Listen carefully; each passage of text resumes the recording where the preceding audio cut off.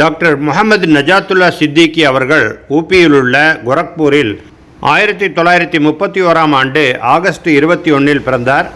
இஸ்லாமிய பொருளாதார அறிஞராகவும் அந்த துறையில் முன்னோடியாகவும் விளங்கிய நஜாத்துல்லா சித்திகி அவர்கள் மத்திய ஆலோசனை குழு உறுப்பினராக இருந்திருக்கிறார். 1982இல் இஸ்லாமிய கல்விக்கான சவுதி அரசாங்கத்தின் மன்னர் ஃபைசல் விருதை பெற்றார்.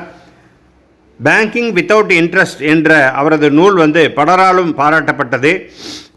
டெல்லியில் உள்ள ஐசிஐஎஃப் என்று சொல்லக்கூடிய இந்தியன் சென்டர் ஃபார் இஸ்லாமிக் ஃபைனான்ஸின் தலைமை புரவலராக விளங்கினார்.